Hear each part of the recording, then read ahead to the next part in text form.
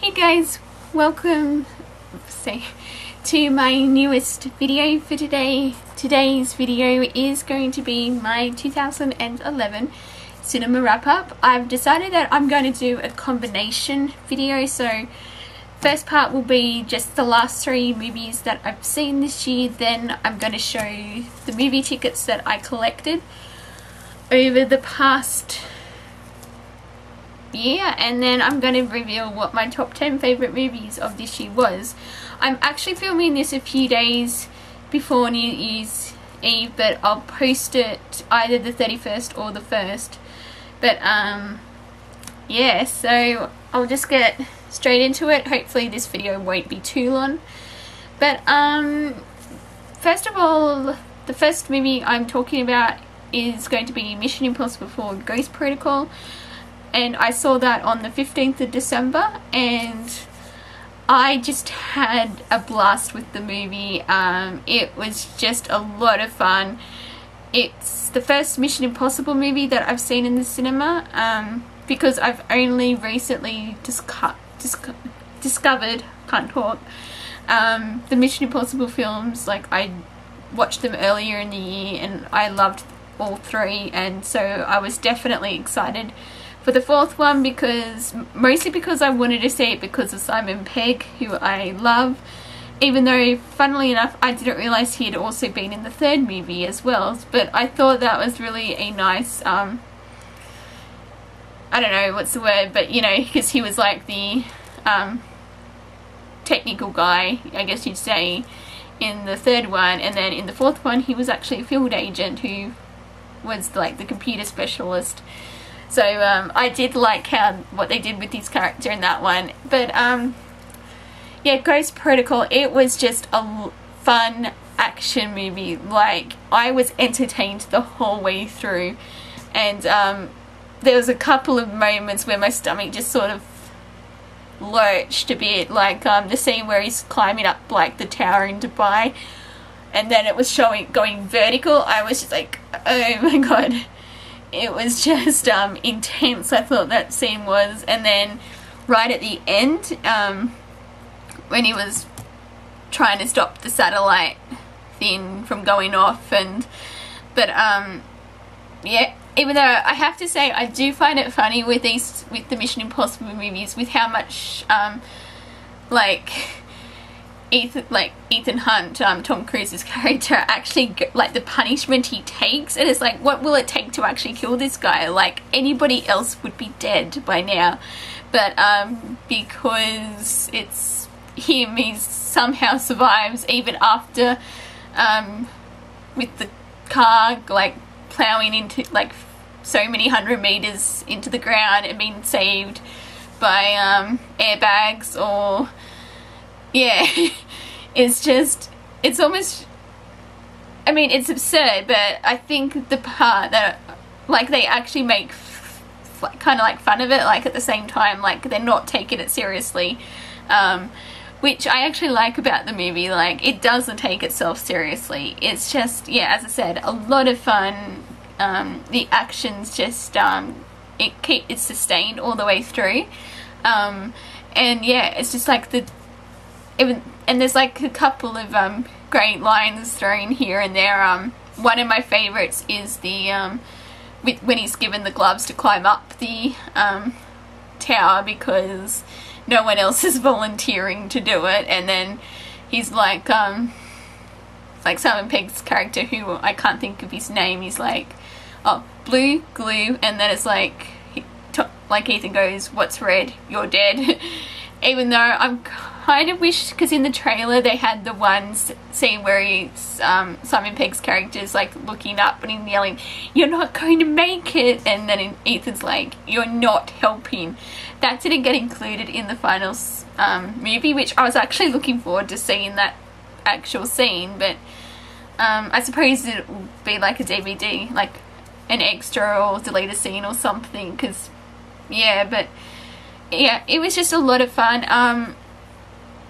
I think the storyline felt a little bit flat. I mean, if it wasn't for the intense action, the story might have been a lot less, but like it would have been a lot less in terms of my overall response to the movie. But yeah, I felt the story could have been a bit better, which is why I gave it a 9 out of 10. If the story was just a notch up, it would have been a 10 out of 10.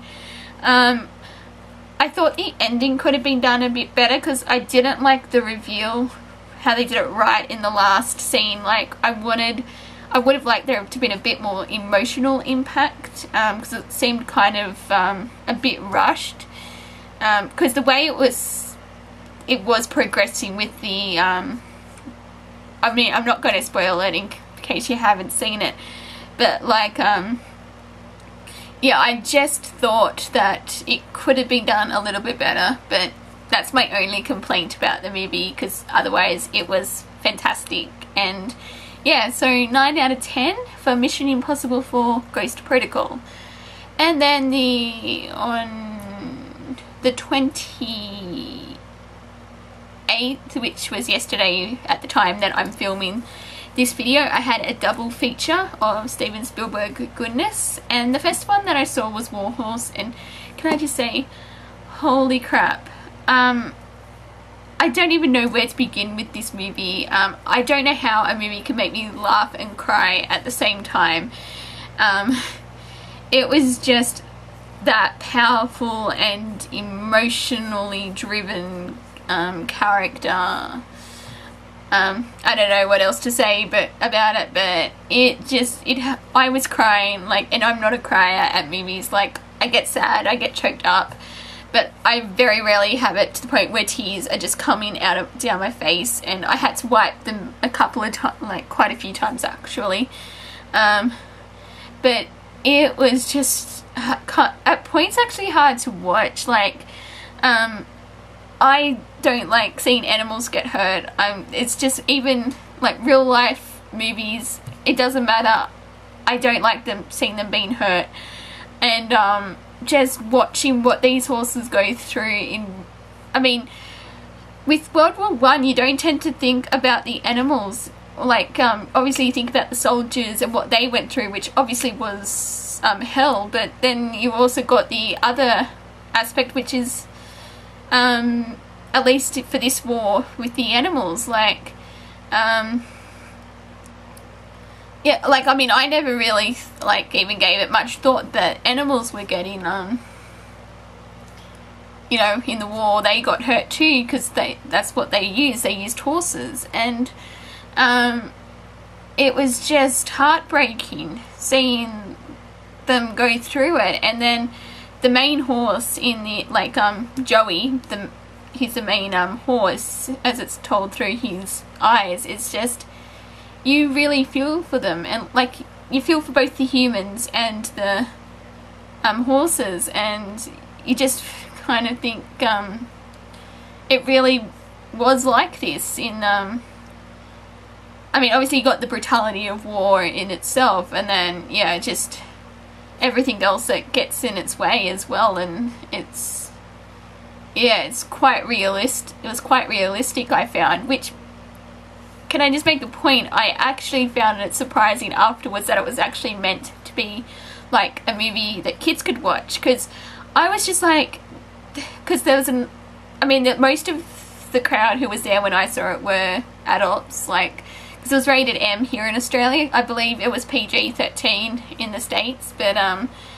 because the kid couldn't have been any more than 7 or 8, but I was just like, because especially during the war scenes, which I thought I mean, they were just brutal in itself, and I was just like, there'd be no way I'd take my kid to see it if, you know, if I ever had kids.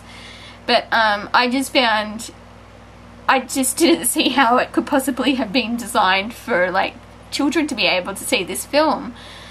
But yeah, maybe I'm just missing something here, but that's just what I felt. And yeah, it was just such an intense roller coaster ride of emotions, and you get attached to the characters. And then for me especially, when because they had like the different battles, and then when it said the Battle of the Somme 1918, was it 1918 or 1917? Well, it was the Battle of the Somme, and because that was one of the wars we studied in modern history, and I knew that one particular was one of the worst ones of the actual World War One, and my heart like skipped a beat literally, because I knew what was going to be coming, and I was like, I don't think I can handle this. But it was very cleverly done, because you had the horse like at this point, like they were in no man's land, and like the horse Joey had gotten caught in wires, and you actually had both German and British. You had one from each side. They were both trying to help the horse, and like there was level. I mean, the humor in this movie was very subtle, like given the topical nature of what the film is about. And I thought it was just very cleverly done, that whole scene. It was just, yeah,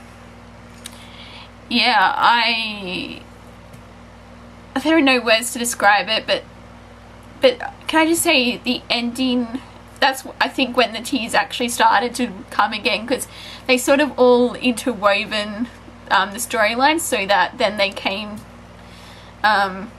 like they touch, because the story passes through different characters, and how the horse, I don't know why I keep saying the horse, Joey actually connects with each person, like individual, and it's because like this war covers both sides of the like both the British and the Germans, like it covers both of their sides of the conflict. And yeah, but the ending, it just I'm getting choked up just thinking about the movie. But yeah, just the ending was so beautiful, and it made me just want to bawl with how they did it. It was, yeah. So, and can I just also say, I love, I mean, in addition to the acting, the cinematography was just breathtaking. The English countryside, it was, I want to go to Europe, like England, just to see the countryside. I don't know if that makes me sound weird, but if that sounds weird, but that's what I want to do. I want to see the British countryside, because that film, the colours, the lighting, everything about the filming was, yeah, breathtaking, and the score, and yeah, I absolutely loved this movie. 10 out of 10 from me. And I was also, but then I was reading the reviews in the paper today, and the person in this particular paper, the Daily Telegraph, only gave it a 2 out of 5. I was just like, come on. But I suppose it's going to be one of those films where you love it or you hate it. I don't think it's going to please everyone, sadly, but it pleased me, definitely. Because, yeah, as I said, I very rarely cry at movies, and this one just had me going off. Because I was a bit anxious before I saw it, because I didn't know how I was going to cope with it, because, yeah, the war movies in general just make me a little uncomfortable, because, I mean, I do like watching war movies, like, I appreciate them, but, yeah, some of it just feels like, knowing the atrocities that happened in the war and everything like that, it's just, makes it a bit hard to watch at times. But, I thought War Horse was a very well done movie, and, yeah, I recommend you all go check it out. Also, Mission Impossible 4, I didn't add that in the end, but these both films recommend checking out. And the last movie that I saw was The Adventures of Tintin. I saw it in 3D, and I just had such a blast with this movie. Like, as I mentioned in my DVD and Blu-ray update, I know next to nothing about the Tintin stories. Like, I've never seen anything, never read anything, but I had so much fun with this movie. It didn't bother me, like, how little I knew of the actual storyline. Sorry. But yeah, after the emotionally charging Warhorse, I was glad I saved TinTin till last, because yeah, I needed something a bit lighthearted, and TinTin served that purpose. But yeah, it's just such a fun story. Yeah, I can't really say much else really. I mean, I loved the animation. Yeah, I was invested in the different characters, and yeah, it was just a lot of fun. Even though actually this isn't a bad thing, but because there's one line where TinTin's like to Captain Haddock. Is that the right one, or is that the other dude? Harrick. No, sorry, Harrick. Yeah, I think that was it. And he's like, oh, it means you're officially sober. And the little kid across from the row, like, was in the same row that I was, she's like to her mother, what does sober mean? I thought it was so cute the way she just said it, like, and then because I sort of half heard the mother saying it's when you don't have any alcohol, and like along those lines. But yeah, that was just so cute the way it came, the way she asked it. But because I mean the adults obviously understood it, but then the kids I suppose wouldn't necessarily know what being sober meant. But yeah, so Adventures of Tintin, really fun, solid, like fast-paced movie, and an 8 out of 10. So those are my reviews for this month, and now it's going to be my cinema. I'm showing what tickets that I collected this year, because I'm going to be doing this every year from now on. Like, I'll go back and show you what tickets that, like, for the movies I saw. So just very briefly, yes, my ticket arrangement has changed again. But I am really happy with how this turned out, because it's just from an old photo album, and I got a piece of ribbon that was in one of my graduation presents, and I tied it together. So it's, yeah, it looks really old-fashioned, and I love it. And so I will just quickly, so I don't know how well might turn that fan off actually, it's getting a bit dangerous. So yeah, these are my tickets. You have Thor 3D, that is the very first one. Actually, I might bring you around, it might just be a bit easier. So yeah, we have Thor 3D, which I saw in April, because I had a bit of a slow start for this one's this year's cinema going experiences. But yeah, we have Thor 3D, and then we have Source Code, Pirates 4 3D, X-Men First Class,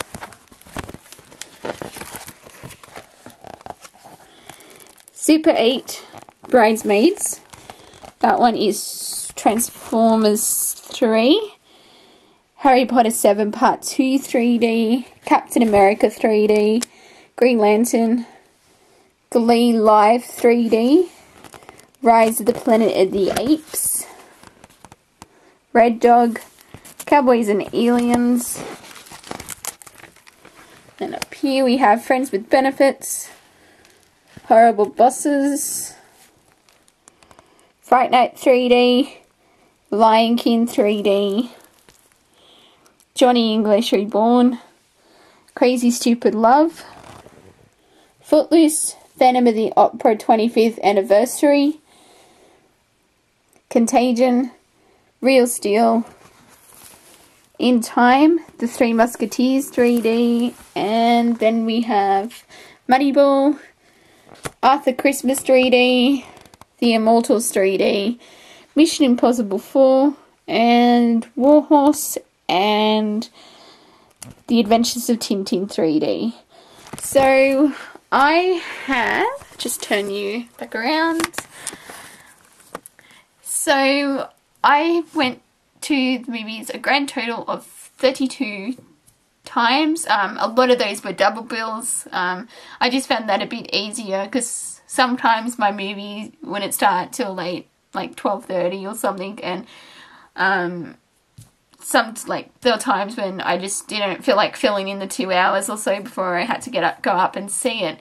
But yeah, and next year I'm going to be trying to reach, I was about to say 1,000, I was going to say that's impossible, 100 movie tickets, which I don't think will be a problem because there are so many movies coming out next year that I am looking immensely forward to. And but yeah, so that's just review of what I saw at the movies this year, and what I spent my money on, because I think I worked it out at being like, I spent $600 odd dollars going to the movies this year, which is like a bit scary thinking back, but I think next year I'm not even going to bother calculating how much I spend at the movies.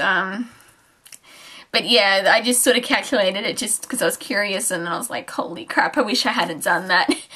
But yeah, so now we get to the top 10 most, like my top 10 favourite movies of this year, which I've been looking forward to doing since I started going on a regular basis. And most of these I did actually see at the cinema, with the exception of one, and that was because I watched it on Blu-ray. But first of all, I just want to give a special mention to the Phantom of the Opera 25th anniversary live from Royal Albert Hall. The reason it's getting a special mention is because it was my favourite movie-going experience. But because it wasn't an actual movie, it doesn't really seem right to put it in the top 10, but I just thought I would give it like a, you know, a special mention, because I just loved every minute of it. It was like you were actually at a stage production of Phantom of the Opera, and I just loved it. So yeah, so I just wanted to give that a special mention because yeah, it needed its mention in here. But now we move into the top 10 movies. So starting at number 10, we have X-Men First Class, and I was very surprised by how this movie turned out, because when I heard that they were going to be rebooting this X-Men franchise, I was just like, why? I'm one of the very few people who actually do like X-Men Last Stand and X-Men Origins Wolverine, but I just loved X-Men First Class. I just had such a blast watching it, and then when I rewatched it, when I got the Blu-ray, it was just as good as what I remembered it being. Like, I loved all of the, like, I loved James McAvoy and Michael Fassbender, who played Xavier and Magneto when they were younger. Like, the two just had a great chemistry. Like, and you could see, yeah, like, you believed that they were actually, like, before they became rivals, that they were actually good friends. And Jennifer Lawrence was also excellent as a young Mystique, because of course Jennifer Lawrence is going to be playing Katniss in the Hunger Games. But yeah, based on her acting in this movie, yeah, I think she's got a good future ahead of her. Because I know she was in The Winter's Bone, but I haven't actually seen that yet, so... But, yeah, so X-Men First Class, loved every minute of it. I loved the period feel to it, because it was set in the 60s. If you're a continuity, what do you call it, continuity horror, or something like that, which I actually think is the term for it, or obsessed with continuity, obviously you're not going to like X-Men First Class, because, yeah, it throws continuity out the window. I mean, for the first 15 minutes or so, it actually links up with the first two movies, and it actually shows what happens after Magneto's powers actually first happen. And I thought that was neat how they actually tied the two together. But yeah, so number 10, X-Men First Class. Number 9 probably isn't going to be on anybody else's list, but it's on mine because I just loved it. It's Red Dog, which is an Australian movie about a dog. and it's set in the rural outback. It's either Western Australia or South Australia. I'm blanking on it right now, but it's part of a mining community, and it's basically how he actually touches the lives of each and every member of the community in his own way. Because Red Dog, he doesn't actually belong to anybody until his true master shows up, and he just sort of claims him for his own, like, who's Josh Lucas's character, like, he doesn't choose, like, Red Dog chooses him, and that's just sort of how it sticks. But yeah, it's just a beautiful story. Again, it made me cry, well, not cry, but, you know, I had tears welling up, and it's just a touching, moving story. And yeah, if you have the chance to check it out, I strongly recommend it, even if you look for it online or something. But Red Dog, easily one of the best Australian movies ever, really. So that's my pick for number 9. And first of all, I gave X-Men First Class an 8.5 out of 10, and I gave Red Dog a 9 out of 10.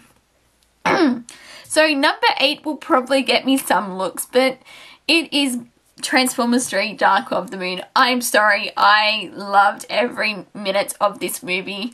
I've only discovered Transformers in the past year. Like, I watched 1 and 2 the week before I went to see the third one, and I just had a blast. Like, it didn't feel that long to me. Like, I know it was like a 2.5-hour movie, but in all honesty, it just flew by for me, and I just loved the Battle of Chicago. That was awesome. And I really want to rewatch it, actually, but because I haven't watched it since I got the Blu-ray. But I loved Transformers 3. I loved how they actually what's his name, Buzz Aldrin. I loved how they actually brought him in for a cameo. I thought that was just perfect. When, like, for this the secrets of the moon and that that plot aspect, I really did like how they brought him in. And what was the guy who's from Firefly, and I'm not 100% sure what his actor's name is, but he is in Firefly, and he played Butch, I think that was his name. He was hilarious. I loved his character, even though he didn't really say much, but his actions were yeah, what made it. But there's that. Yes, I really can't say much else about this movie, just that I had a blast watching it. And even though I now know where they got the plot idea for the movie, because it was based on one of the cartoon episodes, which was in season 1, and I actually bought the Transformers Complete series after I watched the movie. Or at least the original cartoon. I know there's been a few different ones that have come out. But, yeah, it was just so much fun. And then because I watched that episode, I was like, oh yeah, now I see why they brought, how they adapted it. But I was just like, because my first thought was, it was just like End of Time Part 2, when they were trying to reclaim, they're trying to use Gallifrey as a new holding, like, turn Earth into a new Gallifrey. That's a better way. And I was just like, I want to Transformers 3 Doctor Who crossover. One of these days I might actually write one, but who knows. So, yes, number 8, Transformers 3 Dark of the Moon. Again, people will probably just say what and that, but it's my top 10 basically. So, and I like Dark of the Moon enough to put it in there, so, and I gave that a 9 out of 10. So then we move into my favourite superhero movie of the year at number 7, and it is Thor. Thor was one of my most anticipated movies of the year, and it didn't disappoint me. I just loved it. I had so much fun watching it. It was the first movie that I actually saw at the cinema this year. And it was also my first experience with 3D, so that was interesting in itself, because my auntie took me to see it because I was staying with her for 2 weeks while I did the my internship at the Easter show, and yeah, I just had a blast watching it. And can I just say, Chris Hemsworth is totally hot. I was actually quite jealous of Natalie Portman because she got to kiss him in it, so I was kind of wishing I was Natalie Portman there during that scene. But yes, I just really enjoyed the hell out of Thor, and I'm super psyched for the Avengers, as I've mentioned countless times before. But yes, Thor, definitely a great movie, and again, 9 out of 10. So yeah, and then for number 6, this is the only movie I didn't actually see at the cinema, which is in my top 10, and that is Unknown. Liam Neeson can do no wrong, basically. Even if it's like the movie's bad, he makes it better. Like when you're watching his performances, you don't care about how crappy the rest of the movie is. So yeah, I just love Liam Neeson, and I was interested in checking out Unknown, and oh, it did not disappoint. Very similar, even though not so similar, but it had the very same, like, similar feeling to Taken, which was another excellent movie. And yeah, so yeah, I just had a blast watching Unknown, and the ending actually kind of surprised me. I wasn't expecting it like that, but I suppose I should have really seen it coming. But even though I think Liam, he had the best line in what was it? Because he goes, "I still know how to kill you, arsehole." It's like, oh hell yeah. That was my reaction basically to that line. But yeah, the ending was big and fiery and whatnot as well. But yes, I loved Unknown, and that is why it is number 6, and I gave that a 9 out of 10. Now we move into my top 5. So coming in at number 5, we have Rise of the Planet of the Apes, one of the surprise hits for me this year, because it was a last minute decision that I'd actually decided to see it, and I'm so glad that I saw it.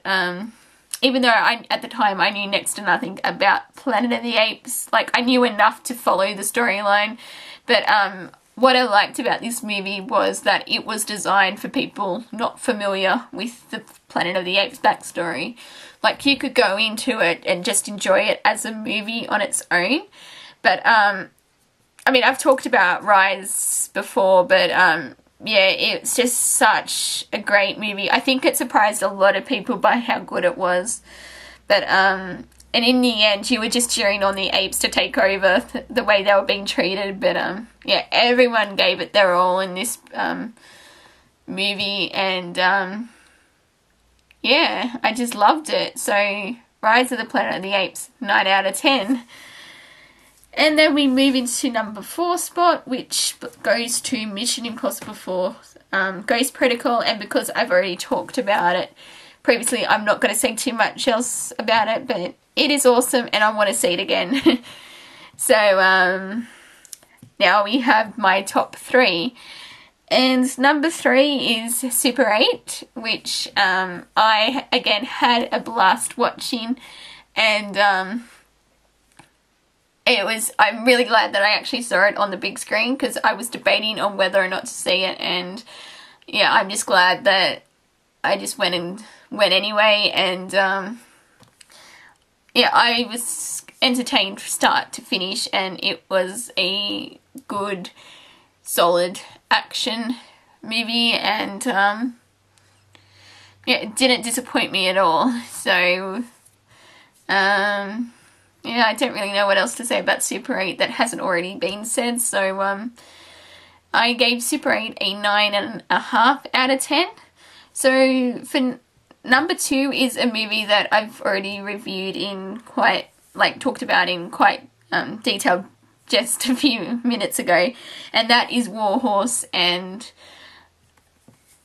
yes, if you have the chance to see Warhorse, see it.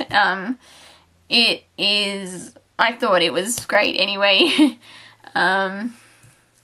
But yeah, I just loved Warhorse, so I gave that a 10 out of 10. And so coming in at number 1 is Harry Potter and the Deathly Hallows Part 2. It was quite bittersweet in a way when I went in and to the final movie knowing that there wasn't going to be another movie.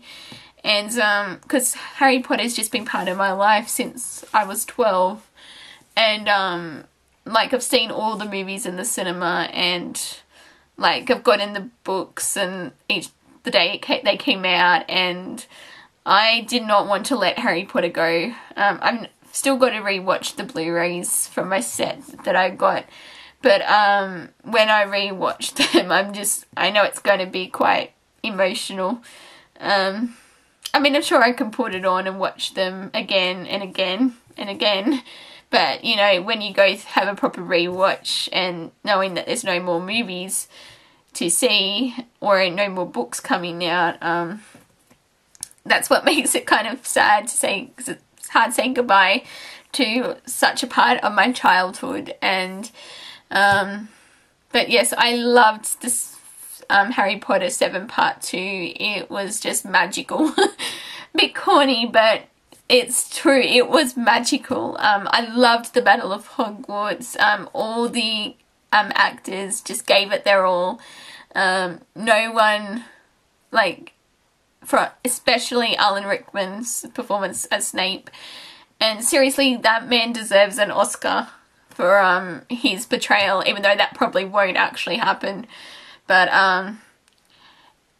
his acting during Snape's like memories and just that whole scene, like his last moments on this,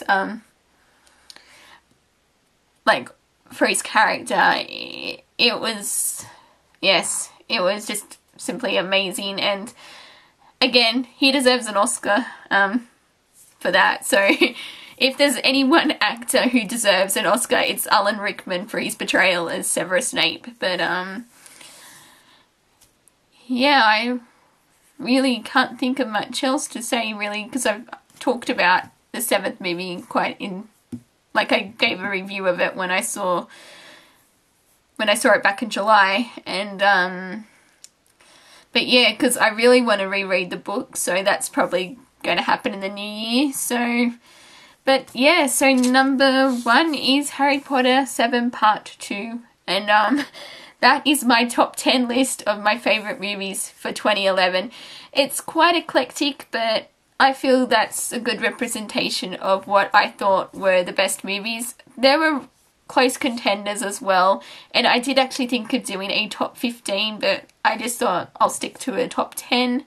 But yeah, so, and I think this year I've seen quite a few different movies from 2011, so I feel I've watched most of the main ones, even though I've still yet to see like Sherlock Holmes, The Muppets, Girl with the Dragon Tattoo, because they're not coming out till January. But this is my list as of December, and like it's December 2011 basically. So I mean, it might change as I catch up on the different movies that I've still got to see from this year, but yeah, that is my top 10 list. Like, I mean, as I said, no one's list is probably going to be like mine, but I'm happy with what I've chosen. And yeah, so that brings it up to a wrap. So as this is going to be posted closer to New Year's, either New Year's Eve or New Year's Day, I hope everyone has a happy and safe New Year, and I hope 2012 is good to everyone, and I'll talk to you in the new year. Bye!